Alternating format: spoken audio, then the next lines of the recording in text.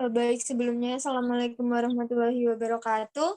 Kami dari kelompok 3, dari kelompok konsep belajar behavioristik yang beranggotakan, yang pertama ada Rahma Mufidati Falihah, yang kedua Ahsini Sanis Filaili, yang ketiga Nur Alifa, yaitu saya sendiri, yang keempat ada Wanda Rahayuningsih, dan yang kelima ada Gita Mahardika Nurhandini. Tanpa mengulur waktu, kami akan memulai presentasi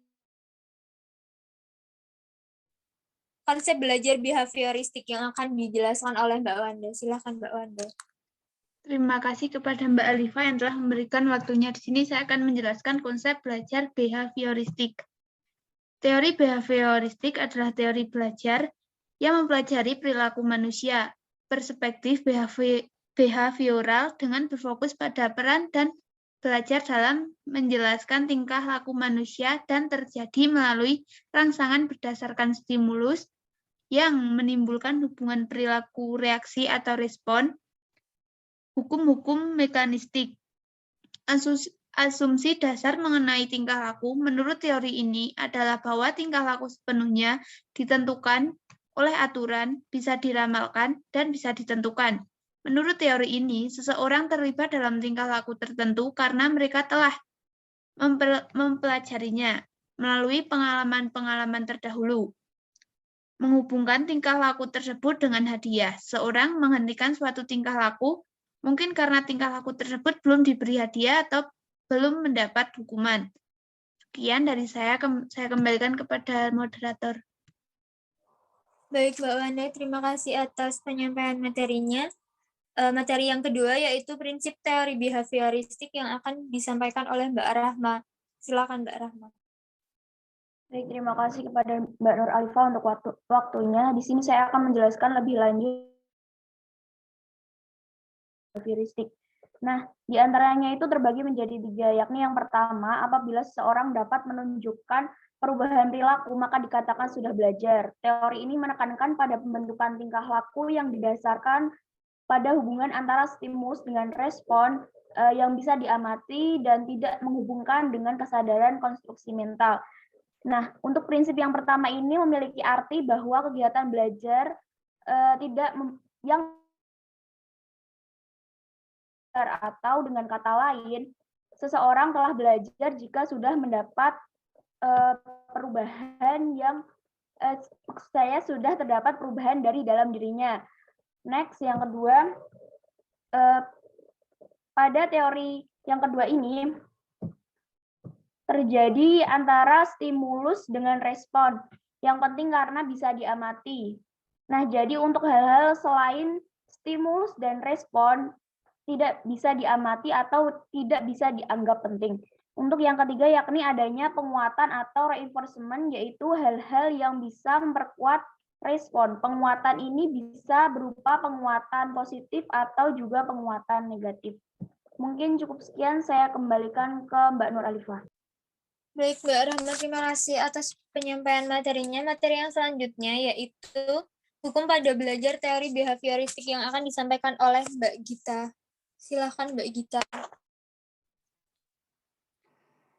Sebelumnya terima kasih kepada moderator karena telah meluangkan waktunya kepada saya untuk menjelaskan tentang hukum pada belajar teori behavioristik.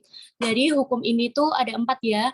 Yang pertama ada hukum kesiapan, bahwa kegiatan pembelajaran akan memberikan hasil yang diinginkan apabila ada sebuah kesiapan. Yang kedua ada hukum latihan, bahwa semakin banyak latihan, semakin banyak juga peluang untuk berhasil. Dan yang ketiga, hukum efek. Efek yang dirasakan oleh peserta didik setelah belajar. Yang keempat, ada hukum sikap. Sikap yang terbentuk setelah melakukan pembelajaran. Cukup sekian materi yang dapat saya sampaikan. Saya kembalikan ke moderator. Selanjutnya adalah ciri-ciri teori belajar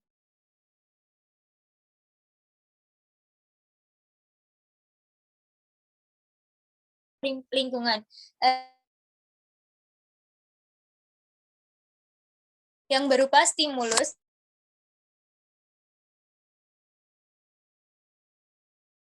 diberikan oleh guru pada siswa, sedangkan respon diberikan oleh guru tersebut. Yang kedua,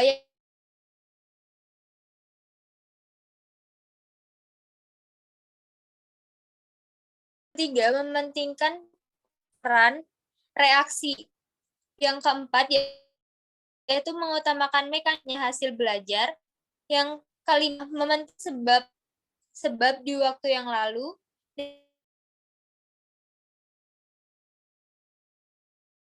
Memberikan banyak atau pembiasaan seperti baik, itu saja contoh penerapan. Materi yang selanjutnya yaitu kelebihan dan kekurangan yang akan disampaikan oleh Mbak Asinisa. Silakan Mbak Asin. Baik, terima kasih atas kesempatannya Mbak Alifa. Saya akan menyampaikan yang pertama yaitu kelebihan dari teori belajar behavioristik. Yang pertama, peserta didik dibiasakan untuk latihan dan praktik yang di dalamnya memuat unsur kecepatan, spontanitas, kelenturan, refleks, dan daya tahan. Yang kedua, mampu mendorong peserta didik untuk berpikir linear dan konvergen. Kemudian yang ketiga, memudahkan peserta didik untuk mencapai suatu target dalam pembelajaran. Next.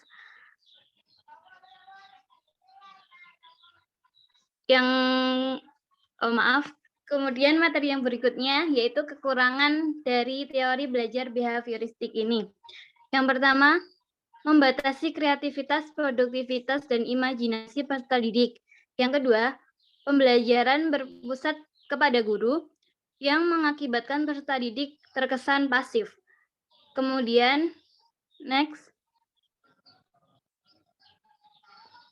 Yang ketiga, berpotensi menimbulkan hukuman baik verbal maupun fisik.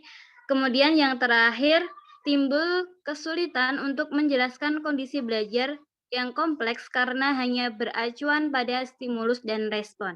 Itu saja yang bisa saya sampaikan. Saya kembalikan kepada moderator. Baik, terima kasih Mbak Asin atas penjelasannya.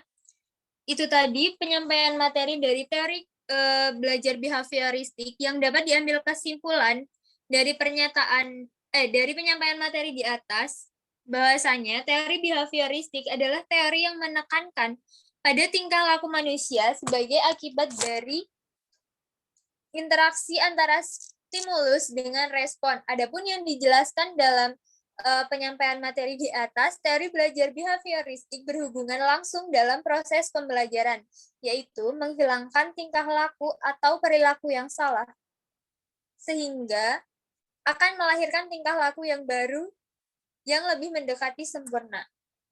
Baik, sekian penyampaian materi dari kelompok kami. Ada kurang lebihnya, mohon maaf. Wassalamualaikum warahmatullahi wabarakatuh.